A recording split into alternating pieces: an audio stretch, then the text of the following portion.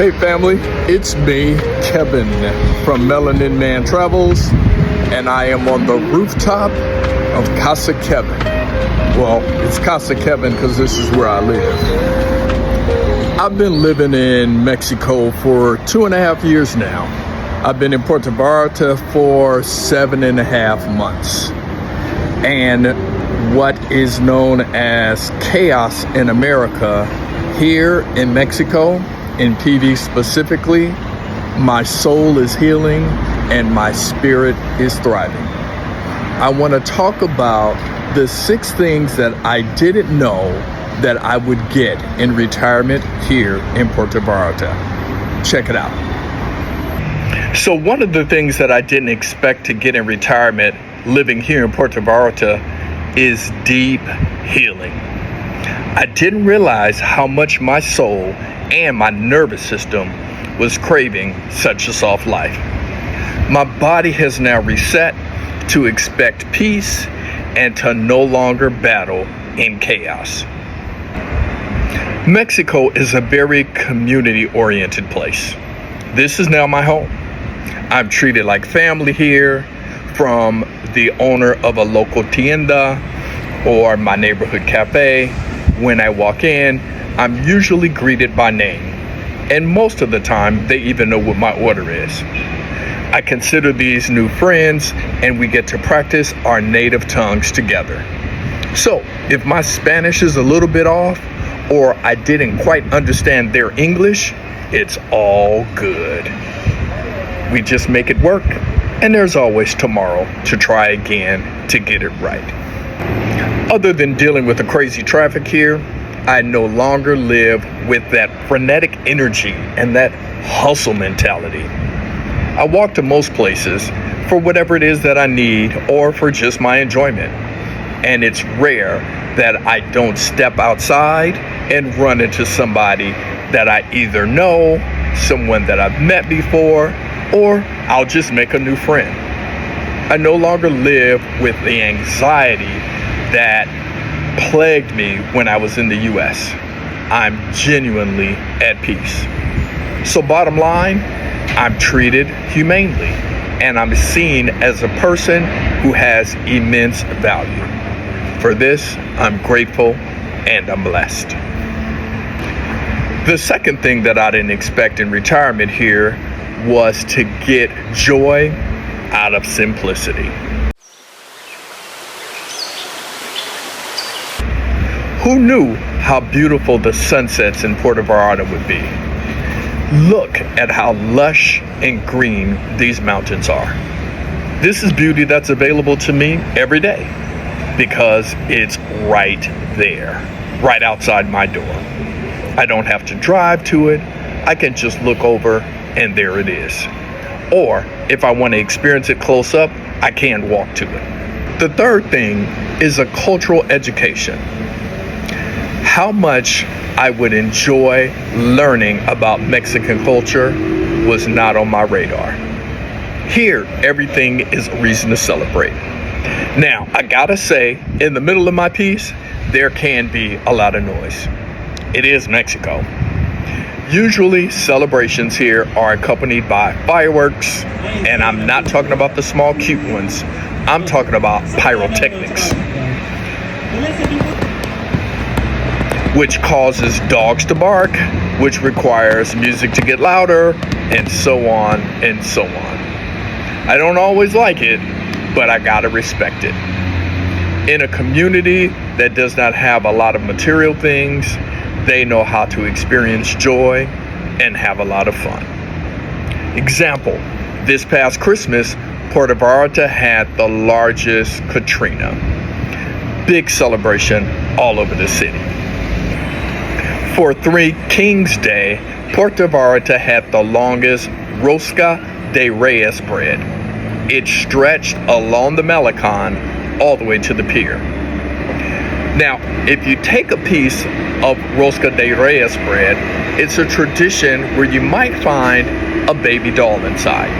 It's in remembrance of the 3 kings who brought gifts to the baby Jesus. Again, in Mexico, you're gonna learn and you're gonna celebrate.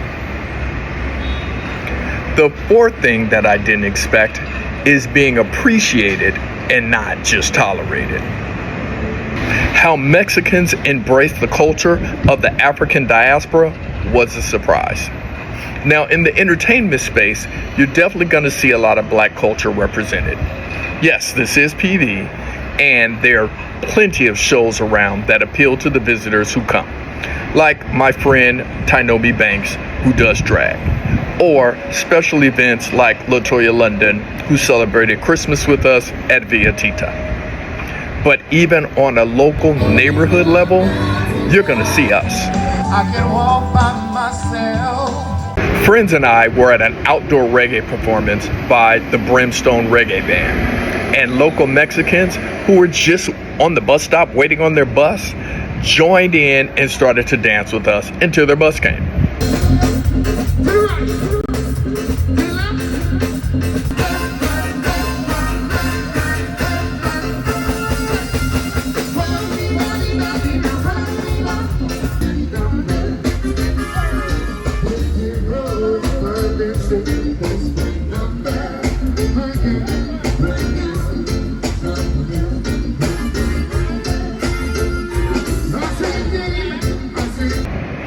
At La Katrina Cantina, a local Mexican bar, there's a soulful mixer night where we line dance and different artists come and they sing throughout the night.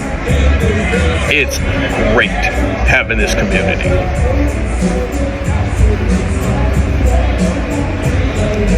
The fifth thing is how I built a community so quickly. I had no idea that I would meet such a diverse group of friends. I have Mexican friends, white friends, Asian friends, older people, younger people, straight friends, trans friends, everyday workers, business owners, professional entertainers. And we all hang out and vibe together. No one's better, no one's lesser, we're just all together.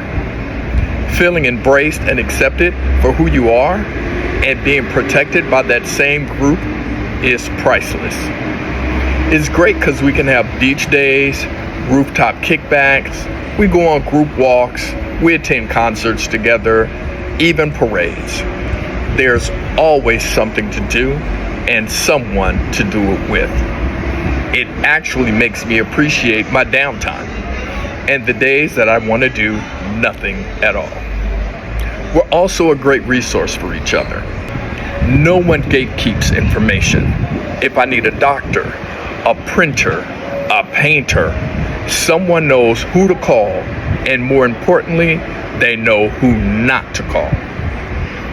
A prime example is my barber, Sergio.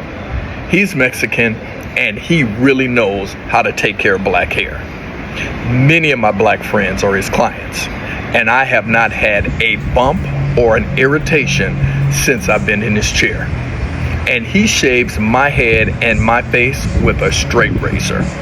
So, as a black man, you know how difficult it can be to find a good barber, and Sergio is that guy. Number 6 is my increased curiosity. How much fun it is to wander around and explore and discover new neighborhoods here in PV, or even drive to neighboring towns. Mexico has such a rich history, and you can see it in its architecture and how different neighborhoods here have developed.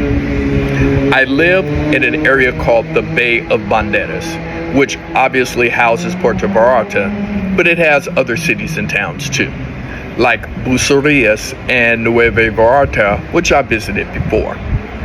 Then there's Miss Maloya and Yalapa, which are on my list to check out. I'm learning that the best part of retirement is having a peaceful adventure. There's so much to do and so much to discover. I know for many people, retirement is basically living the same predictable life that they did while they were working. They may go on a vacation once or twice a year, and there's nothing wrong with that. But for me, I'd prefer to live in the paradise that I vacation in and then visit my old life. For me, it's the ultimate life hack. I wouldn't trade it for anything. Are you retired or are you approaching retirement? How do you envision your retired life?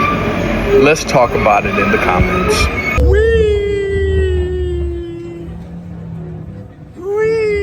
Say cheese.